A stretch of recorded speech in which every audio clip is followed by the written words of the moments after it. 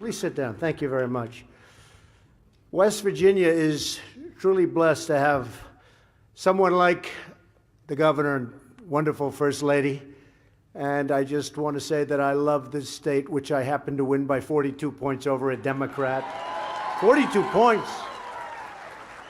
That's like one of these genius golfers winning by 9. You know, it's like the same thing.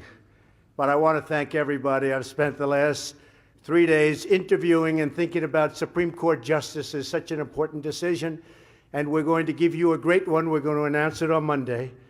And I think you'll be very impressed. These are very talented people, brilliant people, and I think you're going to really love it, like Justice Gorsuch. We hit a home run there, and we're going to hit a home run here. And step by step, we are making America great again. So Jim asked me to do this. I mean, you know, he did switch from Democrat to Republican. You don't see that often. So it's hard for me to say, no, I'm not coming. I said, I'm coming, Jim. And it's a beautiful place, and I watch these tournaments. I have such respect for these golfers, these great talented, nobody knows how good they are. They're really talented athletes. But we're gathered here on the eve of the 4th of July to celebrate the courageous men and women who make freedom possible, our brave service members, and our wonderful veterans. So we love our veterans. Love our veterans. For 242 years, it's a long time, American independence has endured because of the sweat, blood, and sacrifice of the American armed forces. Yeah, you've probably been hearing, we may add a little thing called Space Force. We have Air Force, Space Force. I don't know if anybody wants to hear that, but we're thinking very seriously about it because space is becoming very important militarily as well as other reasons. But it's the greatest force for peace and justice in the history of the world. During both the Civil War and the World War II, the Greenbrier served as a hospital for wounded soldiers, so it's so appropriate.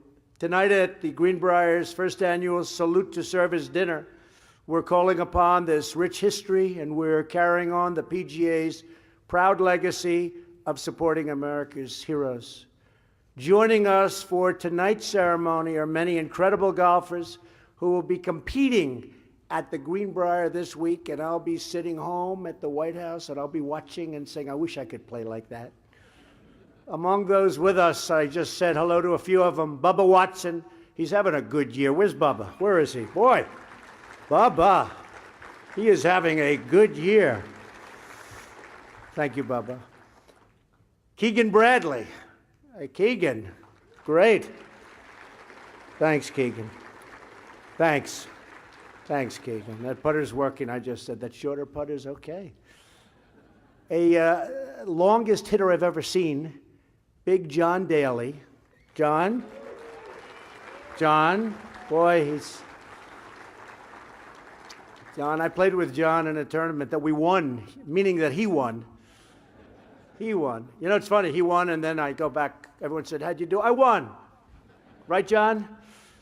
He's something. And Phil Mickelson. Phil, I'll tell you. I'll never forget, I was at, I don't think Phil can remember this, but like 15, where's Phil? Where is that guy? He's so incredible. But it was about 15 years ago, and I was Donald. And I'm watching, and the place is packed with people, and Phil's there, and he sees me, and I've liked Phil, and Phil, I think, likes me. And he's on the 3rd hole, and it's a big deal, a big tournament. And he said, oh, excuse me, just a second. And he gets up, hits a ball. It was a 3-wood. He hits a 3-wood, like 280, right down the middle. Then he comes back, okay, good, so how's everything else? And I said, that really is special talent. That's the office, Phil, right? That's just the office. So it's really amazing. What a great career. What a great gentleman. I also want to thank Jim Nance for leading this evening's program. Jim, wherever you may be. Where's Jim? Does a great job. Hi, Jim. Great job, Jim. Really good. And Slugger White, he keeps everybody honest, right? Where's Slugger? Slugger has done a fantastic job. Nobody plays games with Slugger. I know at Durrell, I tried to move the tees back, and he just wouldn't let me do it. There was no doubt about it, right, Slugger? Slugger's great. And all of the PGA officials, tournament staff, and the volunteers for their incredibly hard work in putting this really incredible event together. And the job that Jim Justice has done with the course is really spectacular. Also with us this evening is acting VA Secretary, who's doing a phenomenal job at the Veterans Administration, Peter O'Rourke. Peter? Peter? Good job, Peter. Done a lot of work at the VA, along with West Virginia Senator Shelley Moore Capito, who's a good golfer, by the way. Shelley, good golfer, Shelley. And Congressman Alex Mooney and Morgan Griffith. Where are they? Great. Thanks, fellas. Tremendous help to me getting things passed. You think it's easy in Congress? Not easy. That's why I have to if I didn't introduce them as an example today, they'd never vote for me again. That'd be the end of your taxes. That would be the end of everything. I also want to thank our great Attorney General from West Virginia, Patrick Morrissey, who is fighting a great race. Patrick, and congratulations to Patrick, running for the U.S. Senate. And he is a tough, strong guy, and he ran an incredible race against some very talented people, and he won. And now he's got another race, and it's going to be, I see the polls have it very close. You may be surprised to see what's going to happen. He's got incredible energy, incredible strength, and he loves the people of West Virginia, like, a lot. So good luck, Patrick. We're proud of you. Great job. Speaker Tim Armstead and Majority Whip Carol Miller, I want to thank you very much for being here. And Carol, good luck in the race. I know you're going to do well. I know you're going to do well. And we're honored to have with us the Adjutant General of West Virginia, Major General James Hoyer of the National Guard, the big cheese. Thank you. Thank you, General. Thank you very much. Tomorrow, families across our nation will gather to celebrate the 4th of July. As we do, we will think of the men and women serving overseas as this very moment, far away, far, far away from their families, protecting America and watching over our people. They are there, and they are with us, and they are brave. These are incredible people. And we will thank God for blessing us with these unbelievable heroes. To everyone here tonight who has served our nation in uniform, will you please stand so we can express our gratitude? Please stand. Please.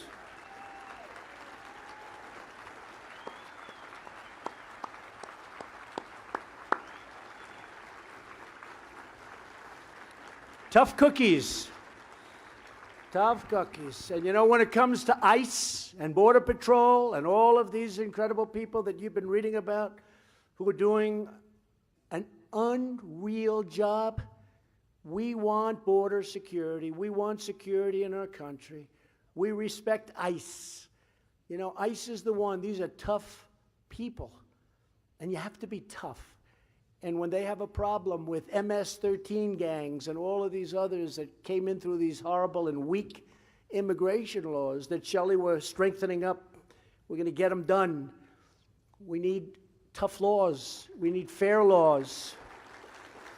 But when these people come into our country and come in illegally, and then they're dispersed throughout the country, and all of a sudden you see nests of MS-13, you know, it's like you're liberating towns. We send ICE in.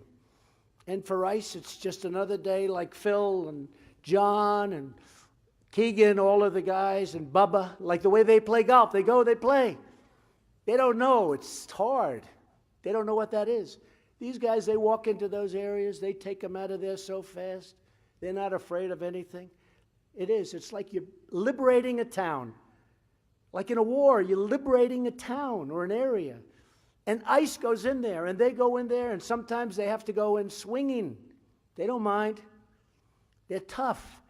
And then I hear Democrats saying, we want to abandon ICE. We want to abandon. We're not abandoning ICE, and we're not abandoning our law enforcement. Just the opposite.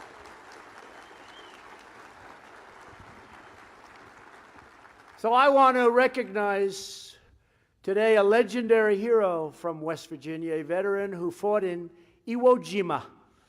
In February of 1945, he volunteered to dash straight into enemy fire, to destroy vital enemy fortifications, and to clear a path for American forces to continue forward. He went right into the machine gun nests.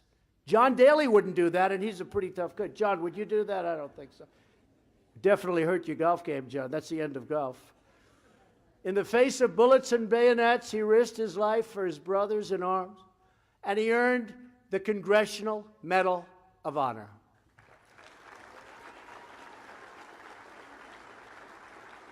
Today, Woody Williams is 94 years old.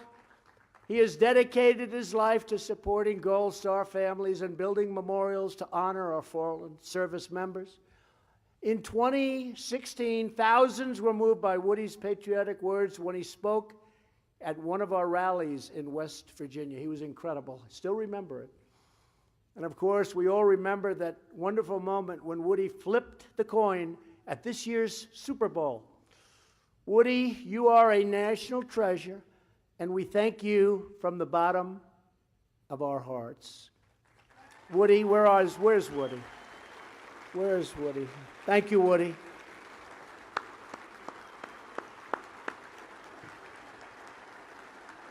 Thank you, Woody. Brave man, 94.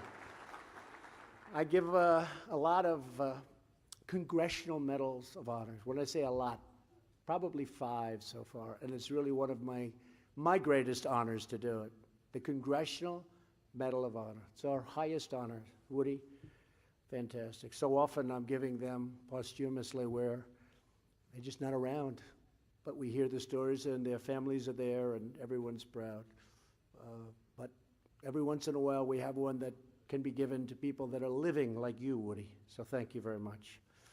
We're also deeply moved and honored to be joined by a Gold Star spouse who knows the true price of freedom, Christine Pusteri. Christine's husband, Chris, was a sergeant in the Army's 82nd Airborne Division. Great group. Chris was killed in action in Iraq in 2005. Christine, tonight we send the love and gratitude of our entire nation. Your husband was a special man. We will hold you and your precious family in our hearts forever. Christine, where are you? Christine. Christine, thank you very much. Thank you, Christine. Thank you, Christine.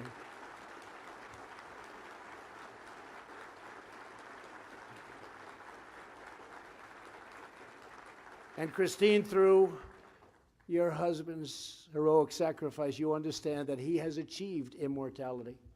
And our debt to him and to you is eternal and everlasting. Thank you very much. Thank you, darling. From Bunker Hill to the beaches of Normandy and the jungles of Vietnam, Americans in every generation have given their last breath, their last measure of love, and their final moments on this earth in defense of their country and their countrymen. Our service members have fulfilled their duty to America 1,000,000 times over. Now we must fulfill our sacred duty to them. We must protect those who protect us. When our service members are in uniform, it is our obligation to ensure that they have the finest equipment, the finest training, care, resources, better than any military on earth. And when our service members return to civilian life as veterans, we must ensure they have access to the best care, treatment, and support in the world. We are restoring American security by rebuilding our great military. We have secured this year, with the help of Shelley and your great congressman, a record $700 billion for our military. And next year, $716 billion, most amount ever. We're rebuilding our military. And when have we needed it more, outside of wars themselves? When? Think about it. And we're building it so big, so powerful, so strong, stronger than we've ever been. And hopefully, we'll never have to use it. And as the golfers can tell you, the stronger we get, the less likely it is that we will have to use it. But we'll be at a point the likes of which we've never been as a power and again, hopefully never having to use that incredible equipment that is built right here, best in the world, in the USA. We also gave our great warriors their largest pay raise in 8 years. So they got a pay raise, and it was about time. They've been waiting for a long time. And I'm proud that under my administration, we've passed the largest VA reforms in half a century. I signed into law just recently the VA accountability legislation. And just so you understand, accountability, you couldn't fire anybody in the VA. They could be sadists. They could be late. They could be bad. They could have lots of problems. They could talk back to you. You couldn't do a thing. For 40 years, they've been trying to get it passed. And we got it passed. It's called VA accountability. And as I've said before, we now look at the person that violates our great veterans. And we say, Jim, get the hell out of here. You're fired. And we can do it. Now we can do it. You couldn't do anything. If they're no good, and if they're good, we reward. We have a lot of great people. As promised, we opened the White House VA hotline and have instituted new transparency on wait times and quality of care. We are processing veteran claims more quickly than ever before. We're expanding health care so that our great veterans can get care anywhere and at any time. And maybe most importantly, I don't know, accountability is important, but this is another one. I used to be very proud of myself when I'd be on the campaign trail and I'd say, you know, why don't they just pay a doctor to take care? Because, as you know, sometimes veterans will stand on line for days and days, for weeks. Can you imagine Phil Mickelson going to the doctor and they'll say, good, he should be there in about 12 days. 12 days! That's not acceptable, Phil, right? It's not acceptable. So what we're doing is now, if there's a wait, if there's a problem, you're going to a doctor that might be right across the street. You're going to get taken care of immediately. People would wait so long. You'd wait weeks. You'd stand on line. You'd literally come back day after day. So now we have what's called VA Choice. And I used to say, why don't they do that? I didn't know anything. I thought I was totally brilliant. I thought this was the greatest idea. Then I went to tell people about it. They said, yeah, we've been trying to get that passed for years. So I was very good at getting it passed because we got it passed 3 weeks ago. So now you have VA Choice, where if you have to wait, you go to a doctor, we pay the doctor. So it's great. And we're very proud of that. And we're very proud of what's happening at the VA. In order to maintain our security as a nation, we understand that we must have economic strength as well. And nobody believes it. If I would have said it, they would have said, what a horrible thing to say, what an exaggeration. The fake news, they're all back there, they're all back there.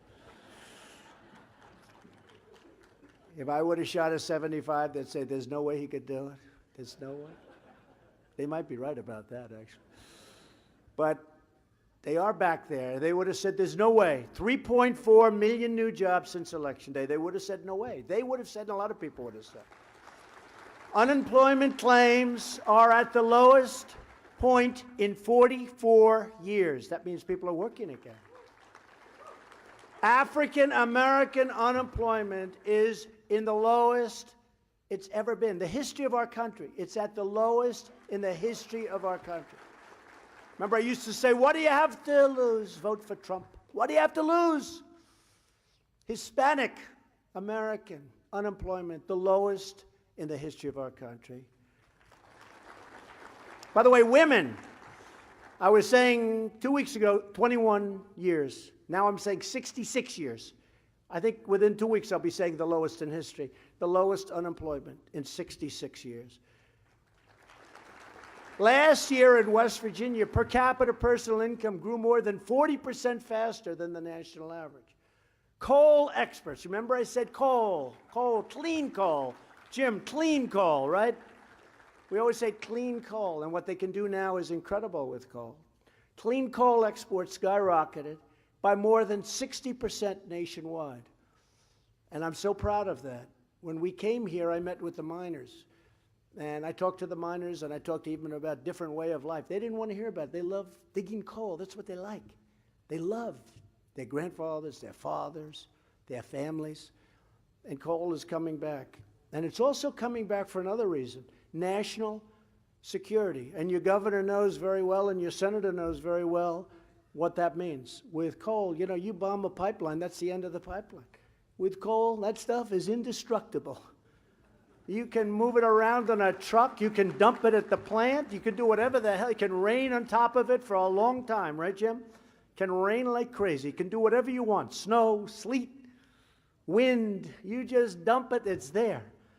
You hit those pipelines, they're gone, and that's the end of it. You're saying, man, we better go out and start cutting some lumber. So for national security purposes, I don't think people talk about it enough. Coal. America is winning again because we're finally putting America first. We're putting our country first. Tomorrow we commemorate 242 years since our forefathers adopted the Declaration of Independence. In their quest to become a sovereign nation, they knew they would have to defeat the most powerful military on land or on sea. They knew that. They knew that as they met, thousands upon thousands of British troops were disembarking outside of New York City, preparing to crush the revolution. They were going to crush it quickly. They weren't even actually taking it seriously. These patriots knew that their lives, their fortunes, and their sacred honor were on the line. They risked it all for the promise of more of a just and better future. They wanted this great future in this incredible land. They made the same brave choice as countless others who followed in the generations after them, the choice to stand strong for their families, their principles, their pride, and their God-given rights. Every time we see an American in uniform, anytime we have the chance to shake the hand of a veteran, and whenever we hear the stories of our warriors, we are reminded how truly blessed we are to be American and to live in this land of our great heroes, you, our great heroes. This 4th of July, let us pledge to renew the bonds of love and loyalty that unite us together as Americans. Let us pledge to expand the blessings of liberty, prosperity, and justice to all of our citizens. And let us always remember that we are one people and one nation, saluting one great American flag.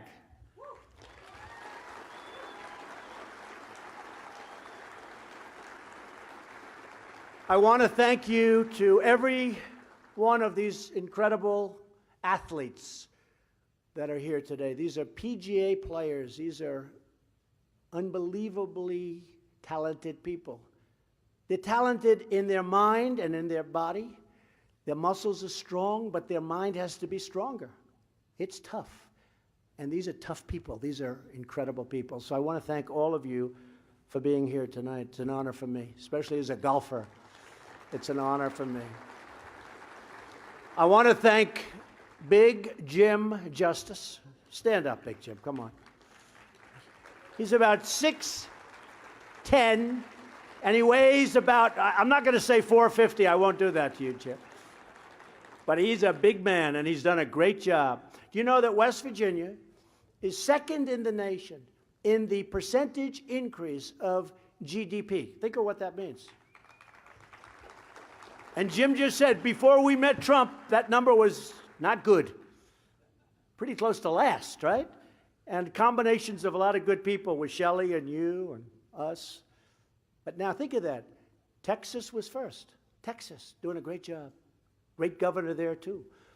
But Texas was first. West Virginia was second. Percentage increase of GDP. That's an incredible accomplishment in a short period of time. Incredible. I want to thank everyone at the Greenbrier for making this tournament a beautiful tribute to our military. And thanks again to all of the veterans here tonight and all across America. We love you, we thank you, and we will never, ever forget you. God bless our veterans. God bless America. And happy Independence Day to all. Thank you very much. This is a great honor. Thank you.